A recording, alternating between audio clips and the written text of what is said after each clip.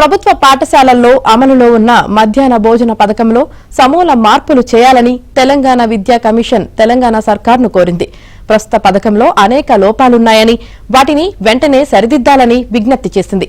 ప్రభుత్వ పాఠశాలల్లో ఉన్న సమస్యలపై సమగ్ర అధ్యయనం చేసిన కమిషన్ ఇటీవలే సీఎం రేవంత్ రెడ్డికి నివేదిక అందించింది.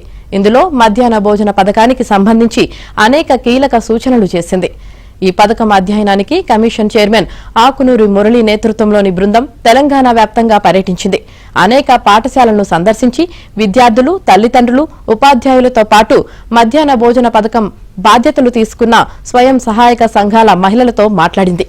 వారి అభిప్రాయాలు తీసుకున్న కమిషన్ ఈ పథకం మెరుగుదలకు సిఫారసులు అందించింది.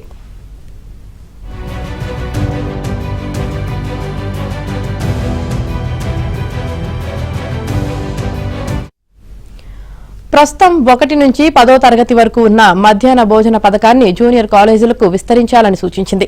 ఈ పథకానికి కేంద్రం 60%, రాష్ట్రం 40% నిధులు ఇస్తున్నాయి. రాష్ట్రం అదనంగా 190 కోట్లు కేటాయిస్తే పథకాన్ని మరింత మెరుగ్గా నిర్వహించవచ్చని కమిషన్ సూచించింది. ఇక విద్యార్థులకు సంపూర్ణ పౌష్టికాహారం అందించేందుకు ఉద్దేశించిన భోజన మెనూ ఎక్కడా అమలు కావడం లేదని కమిషన్ తెలిపింది. సన్నబియ్యం, కోడిగుడ్లు, తాజా కూరగాయలు, పప్పులతో రోజు వండే మెనూను ప్రభుత్వం పేర్కొంది. కానీ ప్రస్తుతం కేటాయిస్తున్న బడ్జెట్లో అవన్నీ అందించే పరిస్థితి లేకుండా పోయింది.